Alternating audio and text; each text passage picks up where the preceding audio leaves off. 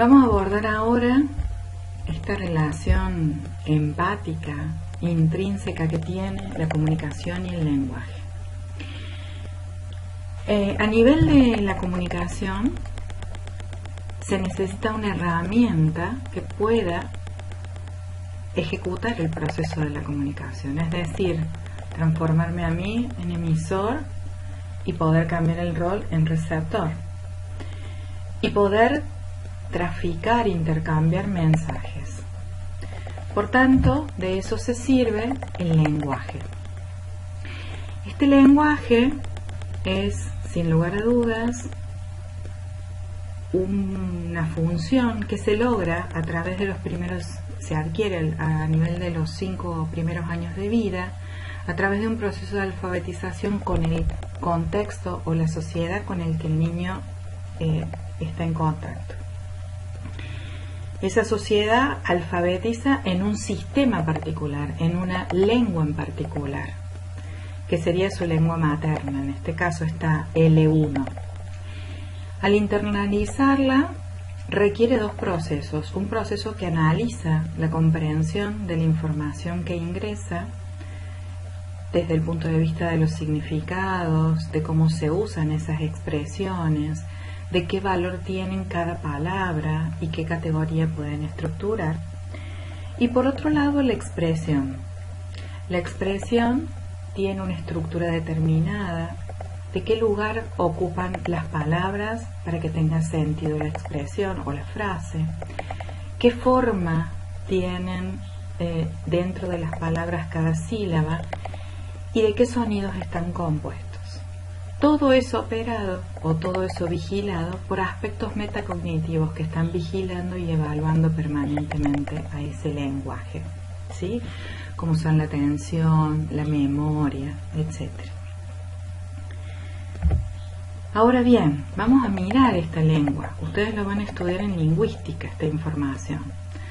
La lengua tiene rasgos segmentales que pueden llegar a ser unidades pequeñísimas como son los sonidos que componen la lengua. Nosotros tenemos una lengua de 24 sonidos, la P, la T, la M, la S. Son los fonemas. Lo que acabo de usar son los sonidos que le pertenecen a esos fonemas, es decir, la información fonética. Son todas palabras nuevas. Ahora bien, con esos fonemas yo no puedo expresarme porque quedan vacíos de información. Necesito juntarlos con una lógica que es propia de la lengua en unidades un poco más grandes, en segmentos más grandes, como son las palabras, ¿sí? También me es insuficiente comunicarme en palabras. Tengo que poder armar frases. Y las frases tienen una estructura determinada para que ambos contenidos, tanto las palabras como segmento sucesivo de los fonemas y las frases como un segmento más importante, pero segmento al fin, tienen un inicio y un fin, esconden una estructura superficial evidente y una estructura profunda que son los significados, ¿sí? Ahora bien, detrás de esa información existe una manera de potenciarse. No es lo mismo que yo diga pato que diga pató. Ahí usé una diferencia de acentuación que remite a un rasgo suprasegmental que es el acento. O que yo diga, hola, ¿viniste hoy? O diga, hola, viniste hoy. La prosodia, la entonación, son rasgos que se van a sobreimponer a la segmentación de la información lingüística.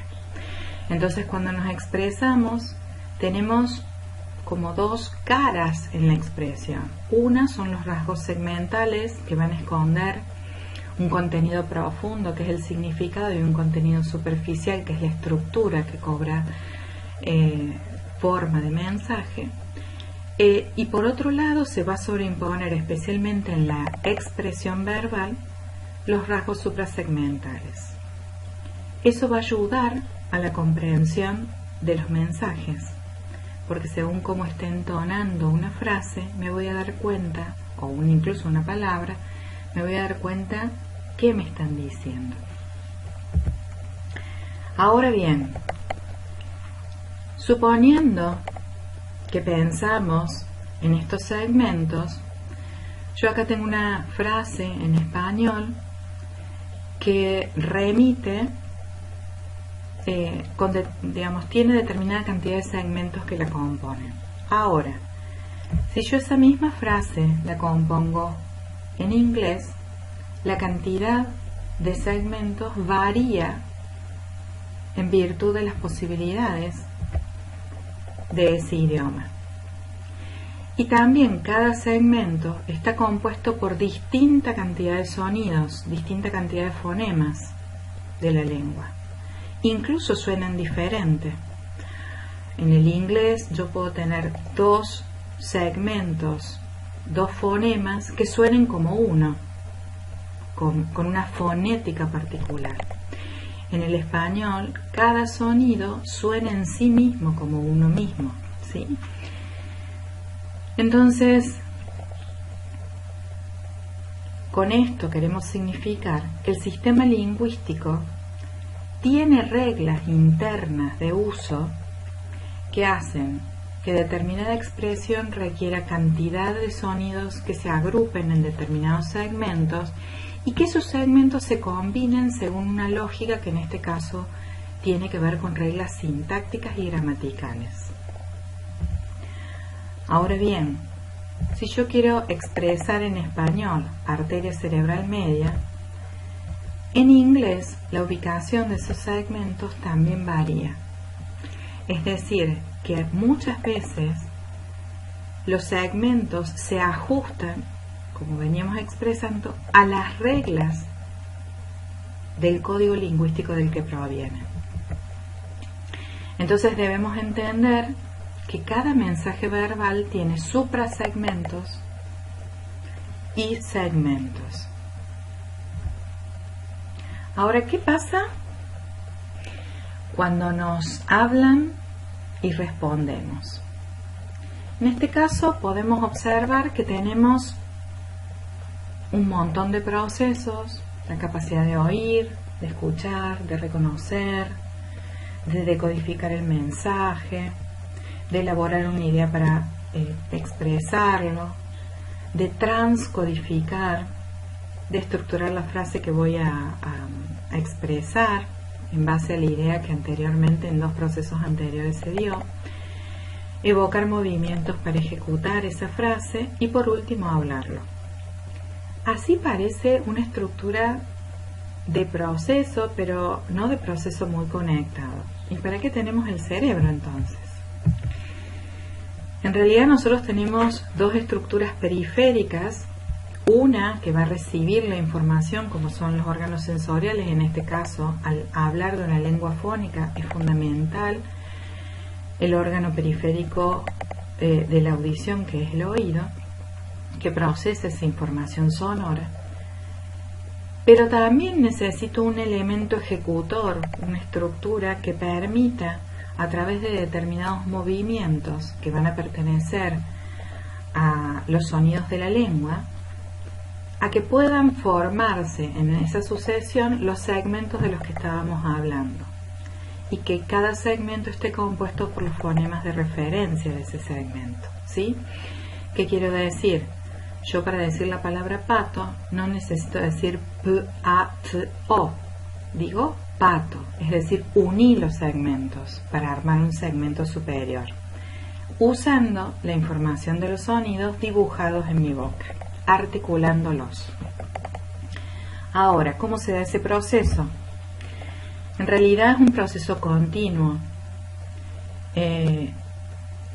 Lo primero que hay que entender, que si bien empieza en la periferia,